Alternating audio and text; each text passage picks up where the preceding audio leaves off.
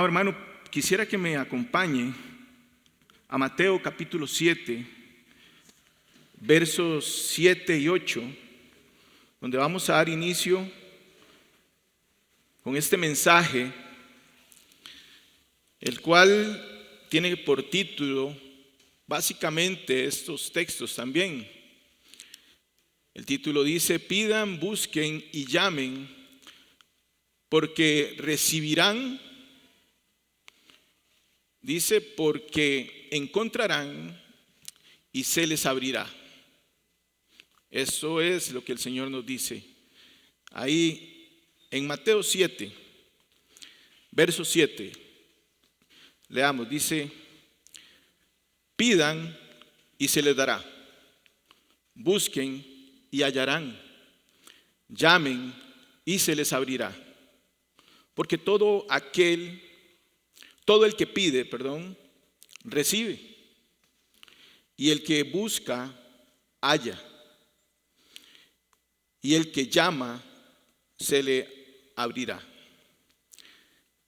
En este evangelio de Mateo nos comienza a relatar y comienza a dejarnos ver cómo Jesús, desde el capítulo 5, capítulo 6, verso 7, Jesús comienza a dar una serie de instrucciones. Desde lo que conocemos como el Sermón del Monte, Jesús comienza a hablar y a dar instrucciones que guiarán a su pueblo, que guiarán a aquellos que son sus hijos, aquellos que pertenecen a un sistema de gobierno, el cual es instituido por Cristo, el gobierno, el reino de Jesús. Por lo tanto, Él lo que está haciendo ahí es dando una serie de guías, una serie de instrucciones y también mandamientos, también ordenanzas. Y nosotros pertenecemos a este reino, a este gobierno. Y los gobiernos y los reinos generalmente pues tienen un pueblo, tienen súbditos. ¿Y qué es un súbdito? Bueno, la definición dice que en este caso un súbdito sería alguien quien se sujeta a la autoridad de un superior, con una obligación de obedecerlo. Eso es lo que quiere decir súbdito. Por lo tanto, amado hermano, como ciudadanos de este reino, del reino de Jesús, entonces nosotros debemos sujetarnos a sus ordenanzas, a sus mandamientos, a lo que Él desea, como este reino funcione, como este reino tiene que caminar, como este reino tiene que ser. Y nosotros debemos obedecer a ello y llevar a la práctica también en sus mandamientos, sus ordenanzas, sus estatutos, la guía que Él nos ha dado. Estos pasajes, desde el 5 hasta el 7, también Jesús hace un énfasis muy grande con respecto a la oración. En el capítulo 6 vemos cómo los discípulos son enseñados a orar con el Padre Nuestro. Y vemos cómo Jesús hace énfasis sobre lo que es la oración y no está solamente diciendo si ustedes quieren, si ustedes pudieran, porque en el verso que leímos anteriormente vemos cómo Jesús anima y Jesús les dice, e incluso pidan, busquen, llamen. Jesús les está animando y a la vez les está dando una orden a su pueblo para que ellos reaccionen de esta manera con respecto a esta ordenanza que es la oración. La iglesia ha sido llamada a orar y no está condicionado. No es algo que, bueno, si quiero oro y si quiero no oro, ¿verdad? Igual al fin pues ya soy salvo. Eso no es así. Si pertenecemos a este reino, como les decía antes, y como súbditos de este reino, debemos obedecer a una autoridad. Estamos obligados a ello. Y si vemos entonces en estos capítulos, Jesús abarca este tema de la oración de una manera muy clara y muy puntual, como una norma y un requisito de su reino. Eso es lo que Él también nos está tratando de decir. Ahora, hago la pregunta, hermanos, ¿qué tan relevante es la oración en la vida hoy de esos súbditos? ¿Qué tan relevante es la oración hoy en la vida del creyente individualmente? ¿Qué tan relevante es en la vida de la iglesia? Si hablamos bíblicamente, ¿qué tan relevante es la oración? Ahora, ¿qué es la oración? Podríamos decir que es una forma de comunicación y está bien. Y aún todavía mejor dicho, la oración es la forma de comunicación la cual Dios ha instituido, la cual Dios ha establecido para que el creyente se comunique con Él y de una forma directa. También tiene la característica, la oración, de ser multifacética. Orar es un verbo, así que hablamos de que es una acción con una dinámica, la cual Jesús nos está diciendo en el verso 7 del capítulo 7, que esta dinámica tiene también estos tres puntos, que es pedir, que es buscar y que es llamar.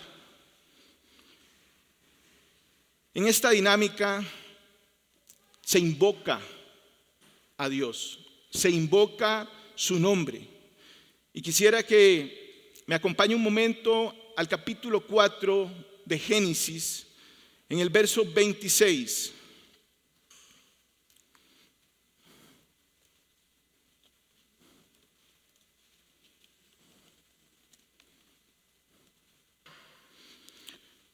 ¿Me dicen amén cuando lo tienen?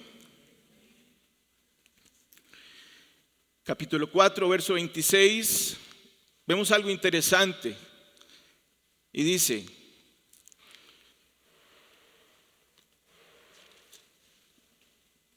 vamos a ver, perdón hermanos. Dice, el 26. Leamos desde el 25, perdón. Dice: Adán se unió otra vez a su mujer y ella dio a luz un hijo y le puso por nombre Set. Porque dijo ella: Dios me ha dado otro hijo en lugar de Abel, pues Caín lo mató. Y en el verso 26 dice que al suceder esto, dice: a Set le nació también un hijo y le puso por nombre Enós. Y dice: por ese tiempo comenzaron los hombres a invocar el nombre del Señor. O sea que por causa del pecado, por alguna manera, el ser humano, la raza humana, sabemos que había perdido la comunión con Dios por causa del pecado. Pero vemos algo interesante acá. Nos relata cómo los hombres por ese tiempo comenzaron a invocar el nombre del Señor, y el contraste en esto aquí es que con los descendientes de Caín y los de Set, el hermano menor de Caín y de Abel, ¿verdad? Era Set, ese era el hermano menor.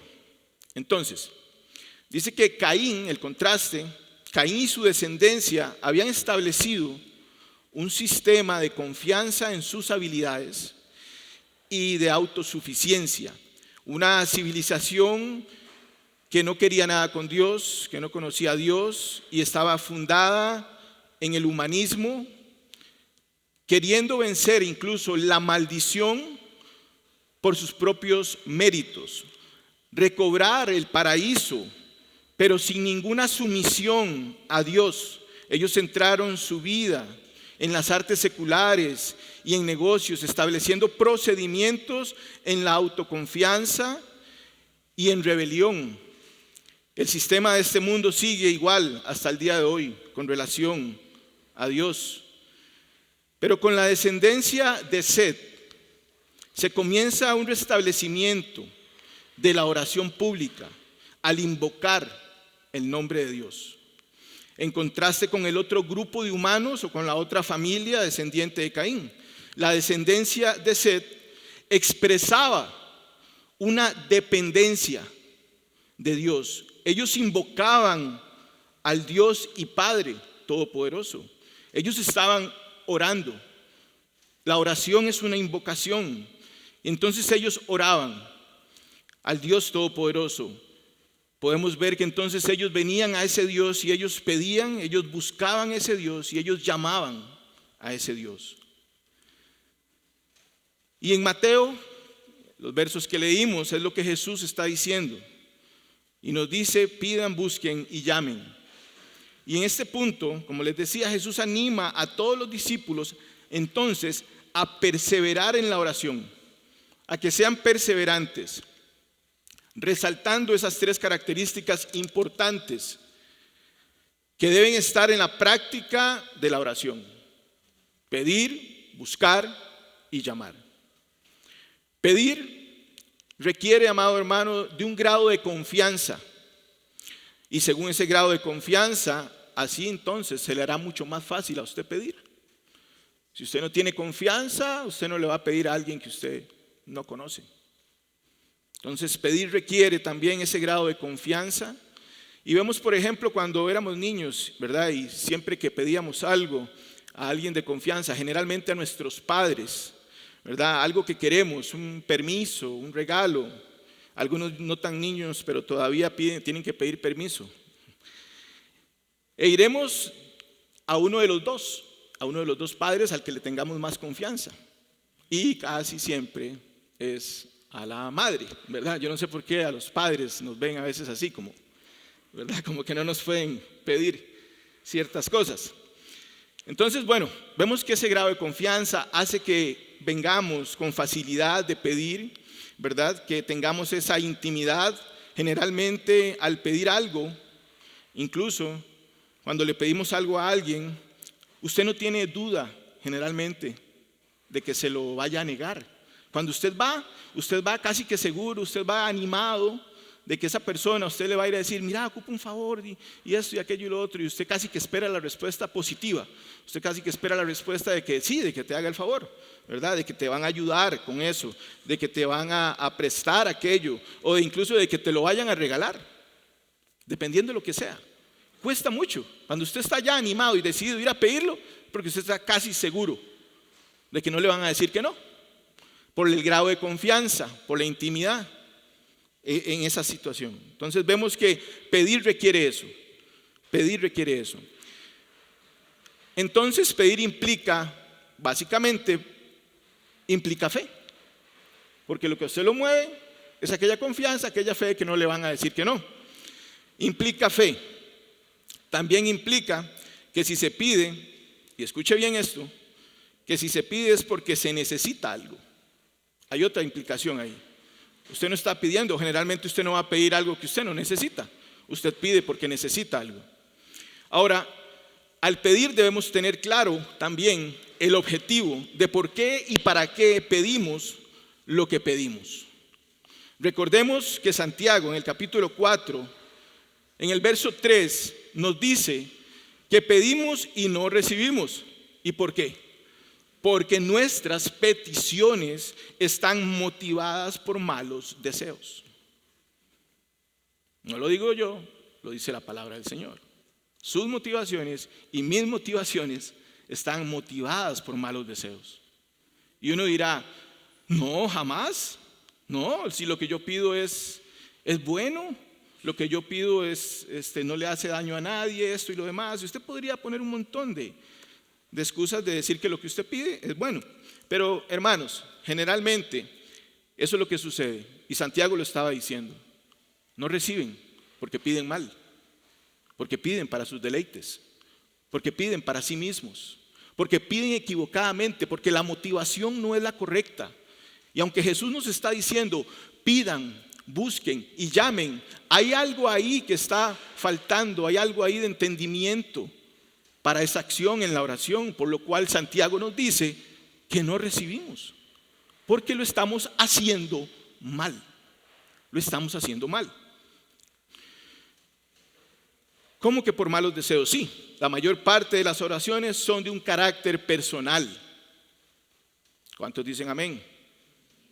La mayor parte de las oraciones son de un carácter personal,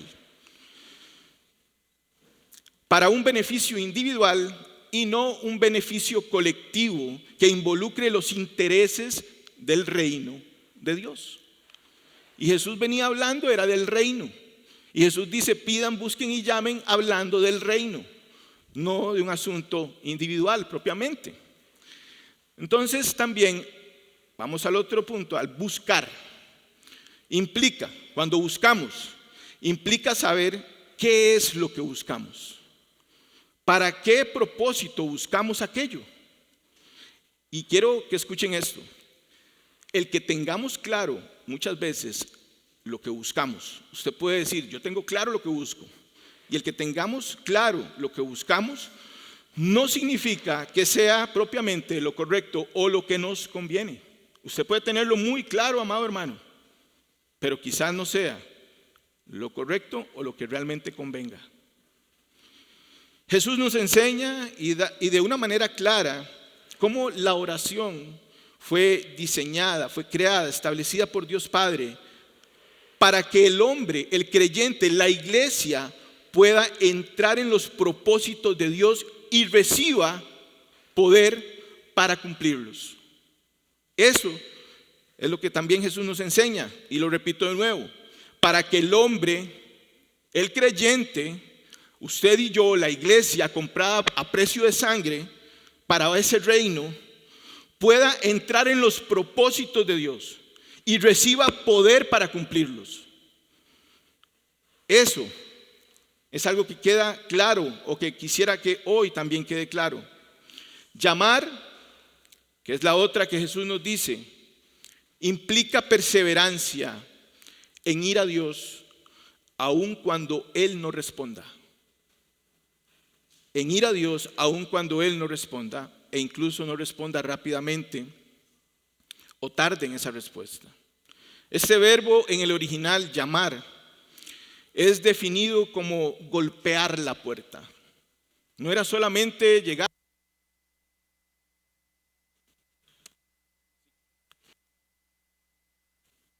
Sí. Sí. Ok. No era solamente llegar y llamar. Yo no sé si ustedes han visto, por ejemplo, o han estado en las dos posiciones. Yo sí. Yo he estado en la posición, amado hermano, de llegar a una casa y llamar. Nada más me paro ahí y comienzo a llamar. Y comienzo a decir, bueno, voy a poner en este caso, digamos que el nombre de mi hermana Maureen. Y yo, Maureen.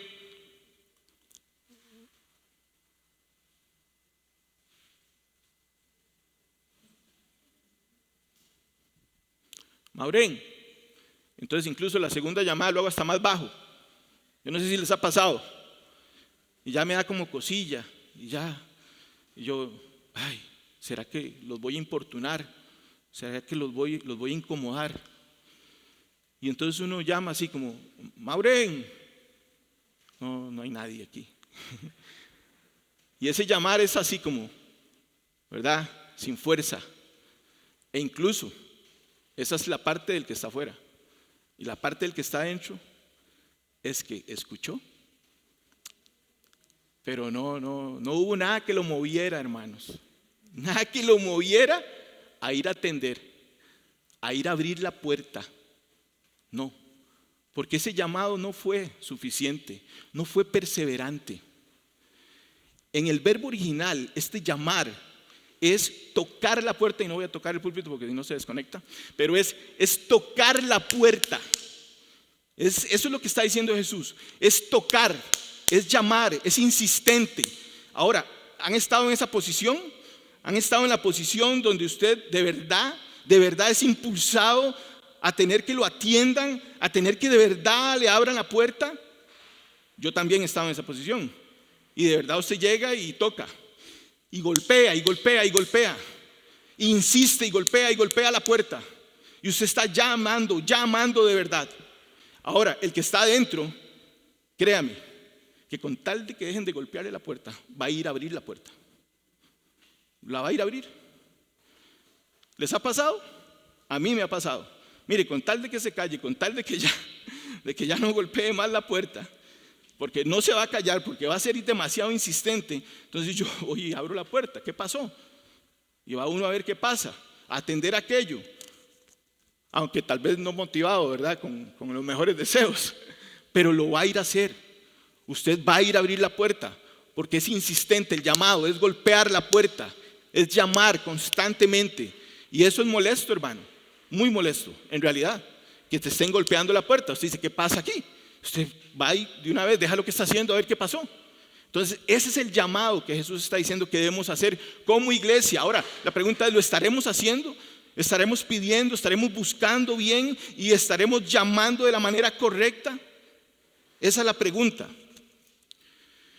Quiero que vayamos un momento a Lucas 18 para ver más claro el panorama de todas estas implicaciones de pedir, buscar, de llamar, de la oración que Jesús desea, la oración que Dios quiere que su pueblo tenga. Me dicen amén cuando lo tienen. Lucas 18, verso 1.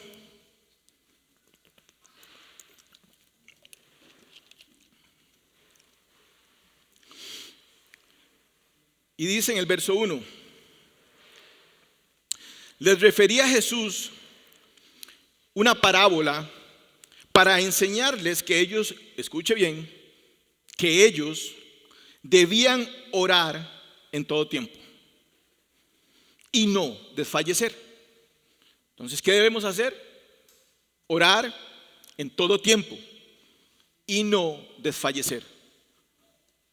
Golpear la puerta, hermano. Golpear la puerta. Jesús nos está animando a que hagamos eso. Eso es lo que Jesús nos está diciendo. Pidan, busquen, llamen. Pero es algo que lamentablemente creo que se nos ha olvidado muchas veces como iglesia, la importancia de la oración en el cuerpo de Cristo, en la iglesia. En el verso 2 dice, él sigue diciendo, entonces ilustra aquello y dice: había en cierta ciudad un juez que ni temía a Dios ni respetaba a hombre alguno, y había en aquella ciudad una viuda, la cual venía a él constantemente diciendo: hazme justicia de mi adversario. Por algún tiempo él no quiso, el juez injusto, pero después dijo para sí: aunque ni temo a Dios ni respeto a hombre alguno, sin embargo, porque esta viuda me es molesta, le haré justicia, no sea que por venir continuamente me agote la paciencia. Y el Señor en el verso 6 dice: escuchad lo que dijo, escuchen lo que dijo el juez injusto. Y entonces hace el contraste en el verso 7 y dice: ¿no hará Dios justicia a sus escogidos que claman a Él día y noche? ¿Se tardará mucho en responderles? Os digo que pronto les hará justicia. No obstante, cuando el Hijo del Hombre venga, hace la pregunta: ¿hallará fe en la tierra?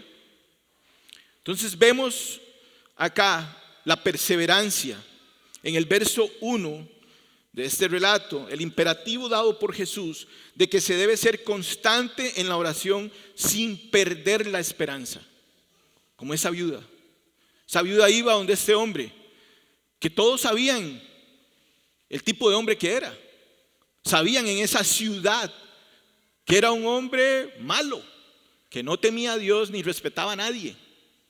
Pero la perseverancia de ella, la constancia, el ir y llamar a la puerta de aquel hombre, golpear la puerta. Ese hombre terminó cansado y dijo: no, yo voy a atenderla, porque ya, cuando dice ahí, antes de que me agote la paciencia, es porque ya seguro le faltaba muy poco. Le faltaba muy poco.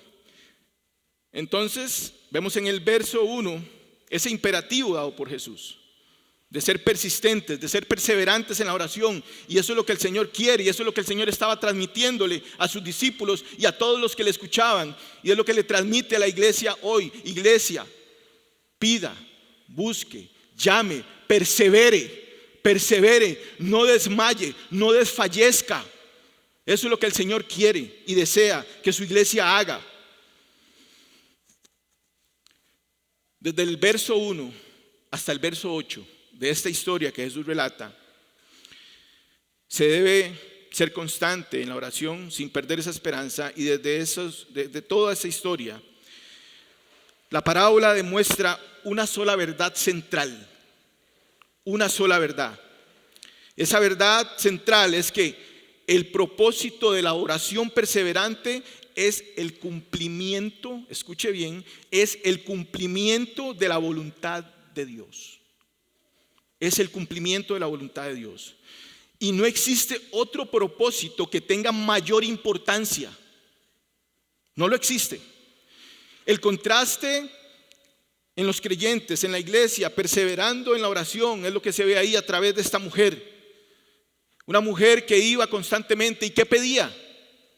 La viuda venía al juez corrupto pidiendo, buscando, llamando, clamando por una sola cosa, y era la justicia. La justicia. Pero esta justicia era la justicia de Dios, la justicia del reino. Es lo que Jesús está transmitiendo. Recuerden, viene hablando del reino, viene hablando de un montón de directrices, de normas, de enseñanzas, de guías para ese reino y para sus súbditos. Entonces, el propósito de la oración perseverante es el cumplimiento de la voluntad de Dios. Es el mayor propósito, hermano. No hay otro mayor que ese. No hay otro más importante en la vida de la iglesia. Y no existe otro propósito mayor que ese, que tenga más importancia. Esa viuda venía constantemente clamando por esa una única cosa, justicia. ¿Por qué? Porque por causa, dice, de un adversario, de un opositor, de un enemigo. Era por causa de eso que ella iba a donde ese juez injusto. Por causa de un adversario. Había un enemigo. ¿Tendremos un adversario? ¿Tendremos que nos impulse? ¿O no lo tenemos? Porque si no lo tenemos es porque estamos entonces, no sé cuál lucha tenemos. ¿Hacia dónde vamos avanzando en el reino? Pero eso es lo que refleja la parábola. Que ella venía porque había un adversario, había adversidad, había oposición, había algo por lo cual ir, pedir, buscar, llamar, ser constante en que se hiciera la justicia. ¿Cuál es este adversario? Amado hermano, el adversario ahí podríamos decir, bueno, es el maligno, es Satanás, es muchísimas cosas. El adversario es el pecado, es la rebelión contra Dios en el entorno que tenía esta mujer. En su entorno, eso es lo que existía. Primera de Juan, capítulo 5, verso 19, nos dice que el mundo está bajo el maligno. Así está el mundo. Es una clara representación de la iglesia en medio de un mundo impío. Eso es lo que nos deja ver la parábola. De un mundo impío, esa representación. La iglesia está en medio de adversidad, está en medio de un enemigo. Y la iglesia debe venir y ser constante en la oración. Un mundo impío, decadente, un mundo que perece. La iglesia, amado hermano, es perseguida. Los valores, la familia, el modelo del matrimonio, la imagen de Dios y la palabra de Dios son atacados y desvalorizados por movimientos que promueven el feminismo, el aborto, el matrimonio igualitario, la pedofilia. Satanás trabajando arduamente, hasta el cansancio, Satanás trabajando, siendo perseverante. Y la iglesia, en vez de ser como el personaje de la viuda, perseverante en la oración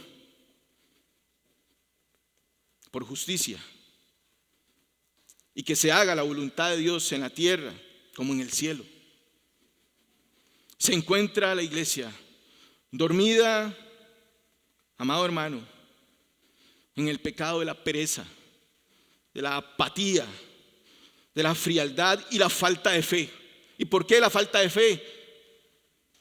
En el verso 8 de esa parábola nos dice cómo intrínsecamente es la relación de la oración con la fe y la fe con la oración. Veamos el verso 8, dice, les digo que pronto les hará justicia. No obstante, cuando el Hijo del Hombre venga, ¿hallará fe en la tierra? Estaba hablando de una fe que es motivada también a orar. ¿Por qué, amado hermano? Hebreos 11:6 dice, porque es necesario que el que se acerque a Dios crea que Él existe y que recompensa a los que le buscan.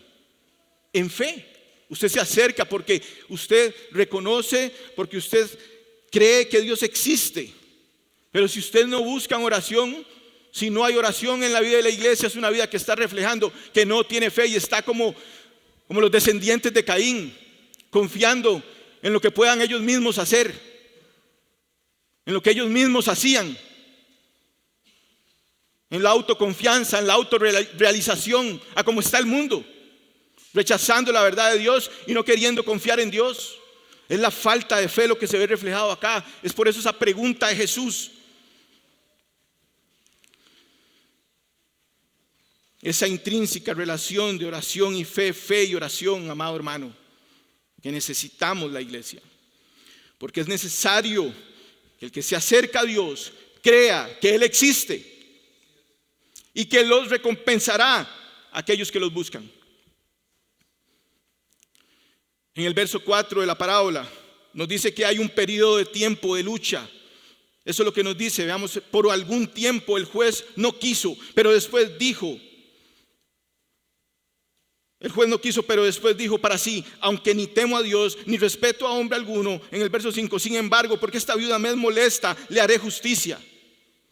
Entonces vemos que hay un periodo de tiempo, tal vez de lucha, hay un periodo de tiempo en el cual usted está luchando en la oración, está perseverando, está pidiendo, está buscando, está llamando la respuesta.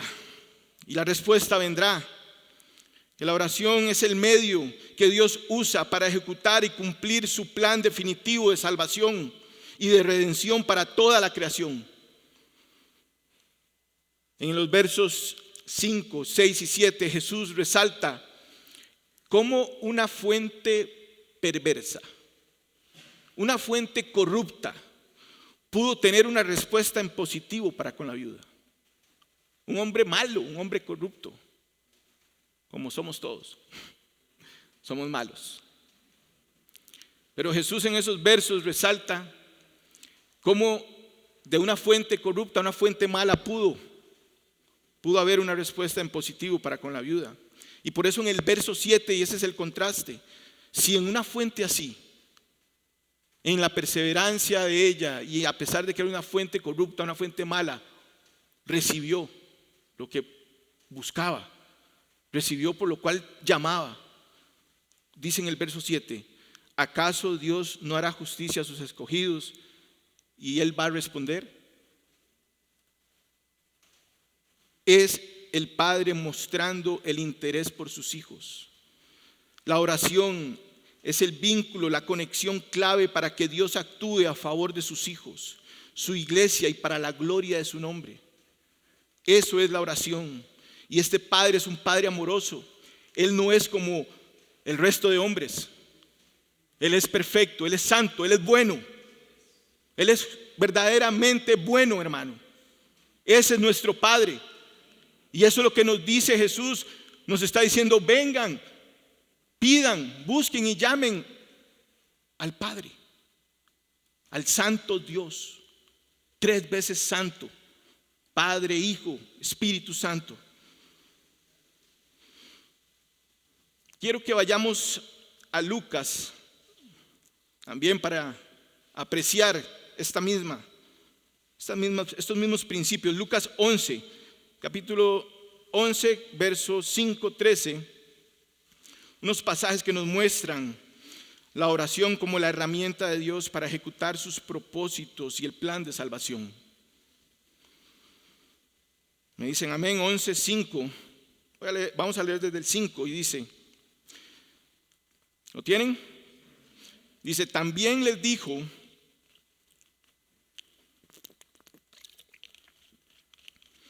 supongamos, les decía Jesús a los que le escuchaban, supongamos que uno de ustedes tiene un amigo y va a él a medianoche y le dice: amigo, préstame 3 panes, porque un amigo mío ha llegado de viaje a mi casa y no tengo nada que ofrecerle. Y aquel respondiendo desde adentro le dice: no me molestes, la puerta está cerrada, ya está cerrada, y mis hijos y yo estamos acostados. no puedo levantarme para darte nada.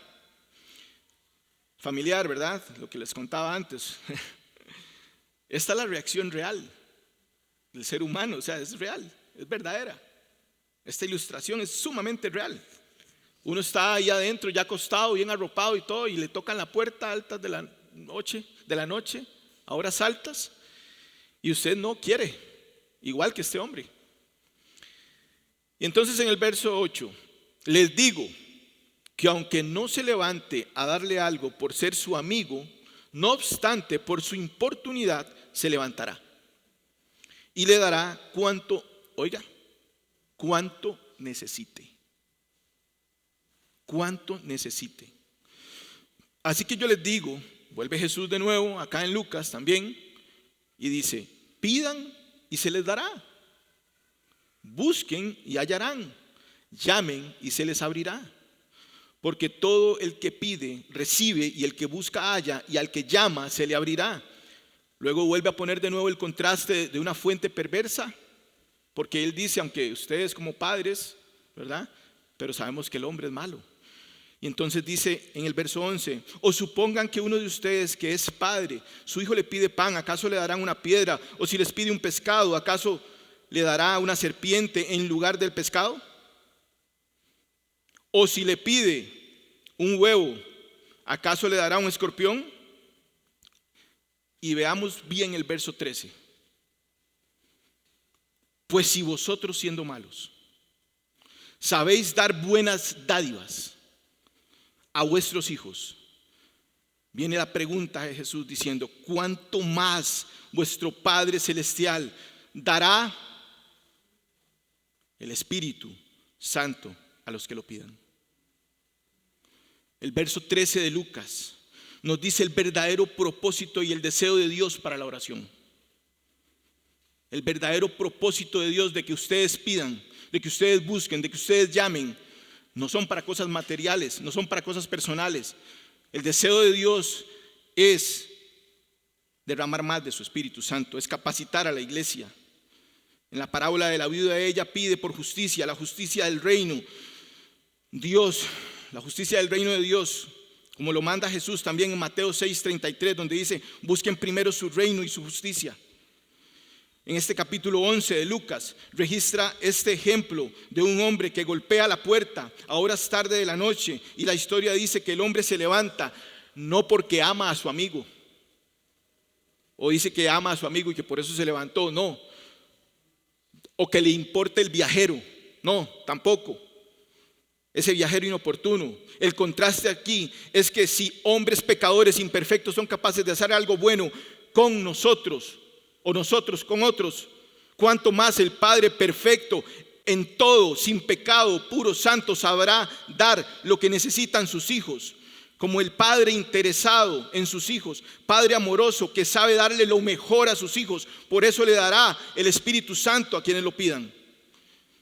El Padre dará a los que le pidan, los que busquen y los que llamen. ¿Qué es lo mejor que Dios puede dar a sus hijos? Es lo que el verso 13 de Lucas nos dice en el capítulo 11. Él dará su Santo Espíritu. Él dará lo mejor. Note que nunca Jesús estuvo hablando de las cosas materiales, aunque los mencionaba y los ponía como ejemplo. Un padre que si le da, digamos, si su hijo le pide pan, le dará una piedra. Aunque está utilizando esos ejemplos, Jesús no está hablando de las cosas de este mundo. No es ese el enfoque. El enfoque es espiritual. El enfoque es espiritual, amado hermano. Y muchas veces estos versos son tomados como para pensar en las cosas materiales que podemos sacar a través de la oración, a través de venir, de pedir, de buscar y de llamar. Pero el enfoque, recuerde, Jesús viene hablando de un reino y dando directrices. Y directrices de cómo orar y de cómo pedir. Jesús nunca estaba pidiendo, no estaba hablando de estas cosas. Jesús se refería a cosas espirituales de su reino, como nos dice Primera de Corintios, capítulo 4, verso 20. Dice que el reino de Dios no consiste en palabras, sino en poder. En poder. De eso es lo que estaba hablando Jesús. Eso es lo que le estaba diciendo Jesús a sus discípulos, que pidieran, que buscaran, que llamaran. Era por el poder, que fuera el Espíritu Santo quien actuara en la vida de la iglesia. El reino de Dios se revela con poder. Los miembros, los súbditos deben tener, hermanos, más que palabras, más que conceptos. Se debe ver ese poder manifestado en la vida del creyente de una manera individual y corporativa como iglesia para la salvación de los perdidos y proclamar el evangelio y poder para vivir en justicia, en una vida de piedad. A eso es que se está refiriendo también el Señor, a que pidamos ese poder.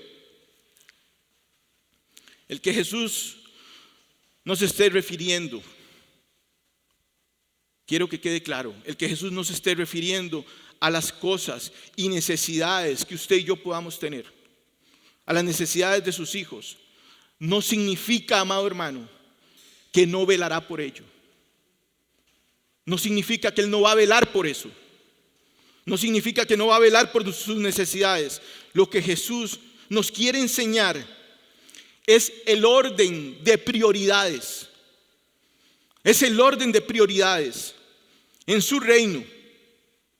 Eso quiere decir que son las necesidades del reino, las prioridades, son prioritarias. Volvemos de nuevo a observar Mateo 6:33, donde dice: busquen primero el reino de Dios y su justicia. En el contexto de ese pasaje, Mateo 6, Jesús enfatizó en prometer que Él proveería las cosas necesarias, que no les harían falta, que no se afanaran por esas cosas, que no se preocuparan por esas cosas. Eso es lo que Él nos dice. Y nos dice: busquen primero el reino de Dios y su justicia. Busquen, pidan, busquen, llamen. Por esa razón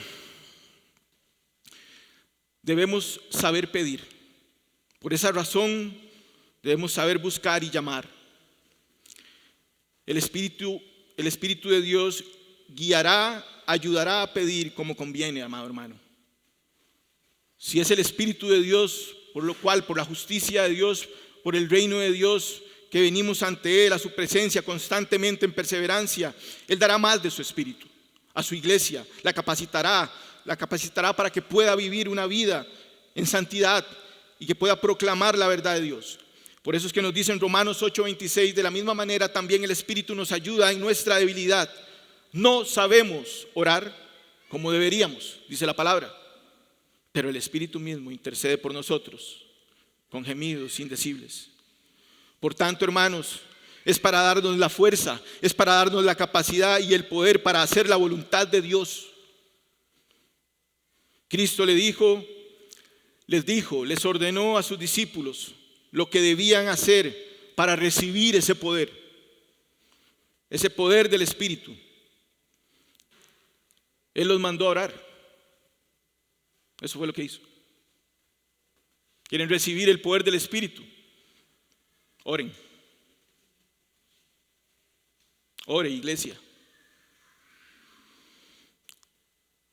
En el libro de Hechos de los Apóstoles, capítulo 1, versos 13 y 14, si gusta me acompaña ahí. Hechos 1:13.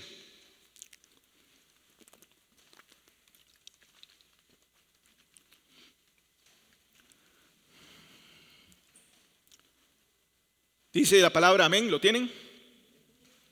Hechos 1:13 dice: cuando hubieron entrado en la ciudad, subieron al aposento alto, donde estaban hospedados Pedro, Juan, Jacobo y Andrés, Felipe y Tomás, Bartolomé y Mateo, Jacobo, hijo de Alfeo, Simón el celote y Judas, hijo de Jacobo.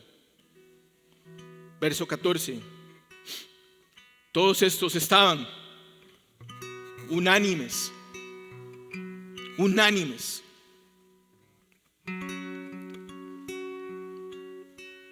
entregados de continuo a la oración.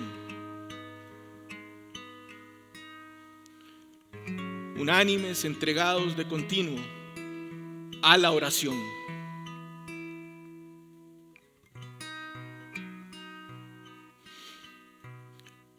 con las mujeres y con María, la madre de Jesús, y con sus hermanos. ¿Qué estaban haciendo? Estaban orando. ¿Quién les dijo? Vamos ahí un momento, un poquito más atrás, ahí lo debe tener, en el verso 8 de ese mismo capítulo. Me dicen amén. Verso 8 del capítulo 1, ahí mismo.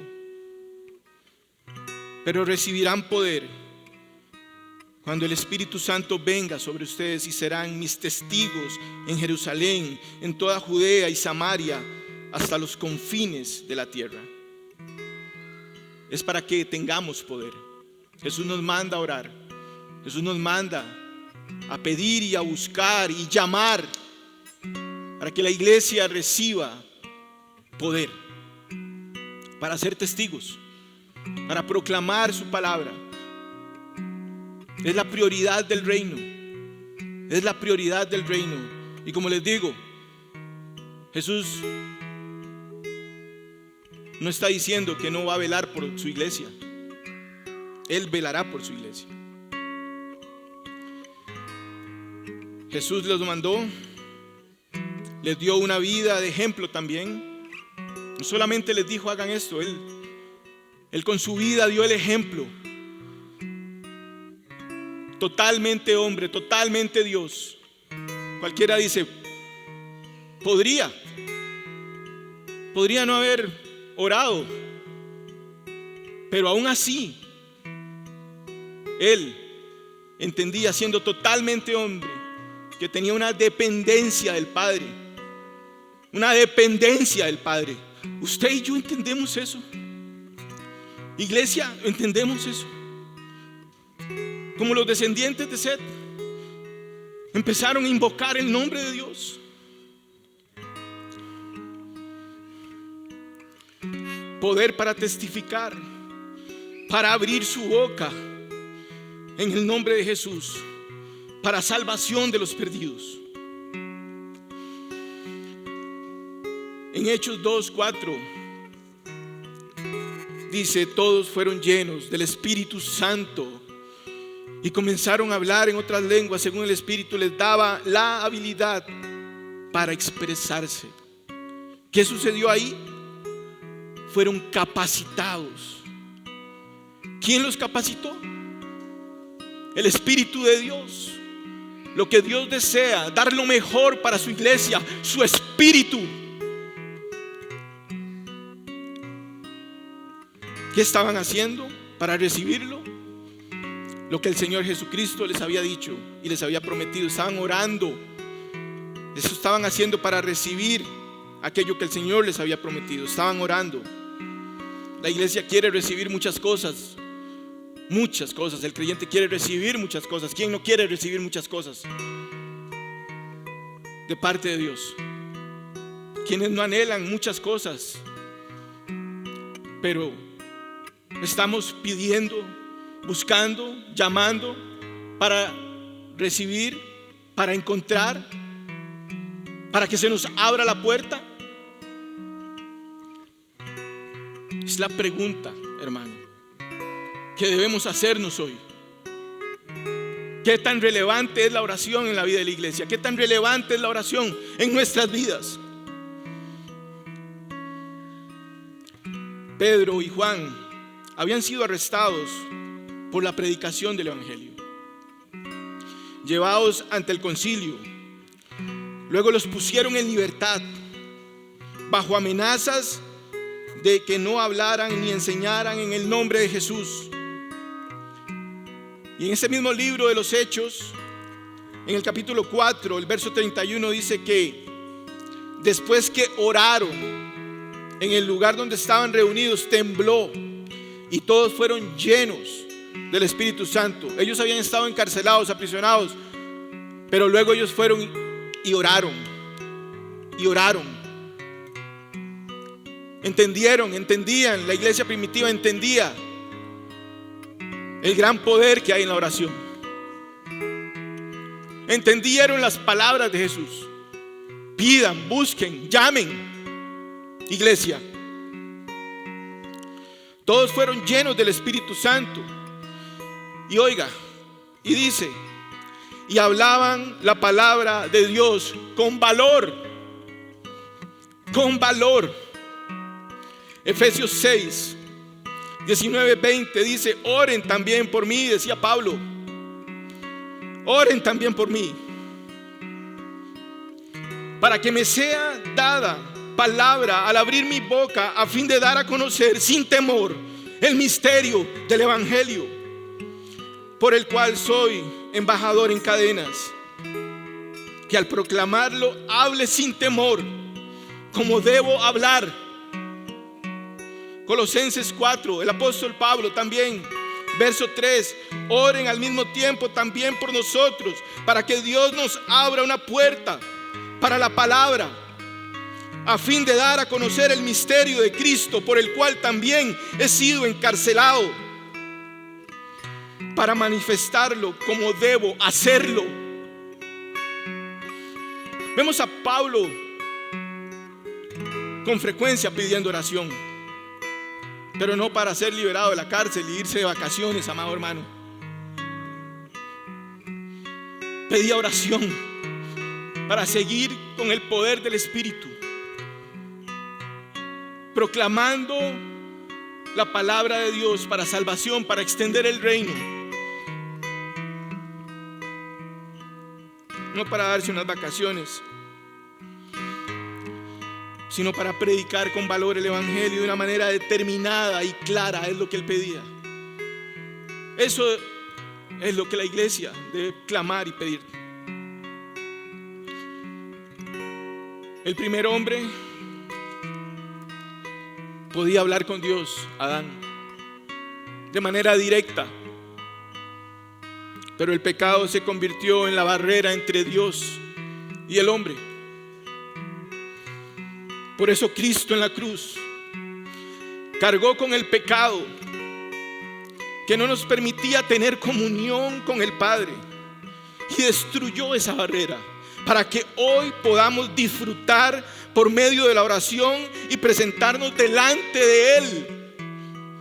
Hoy podemos venir delante de Él, del Padre, justificados por la fe en Cristo. El velo fue roto para que ahora podamos acceder al lugar santísimo.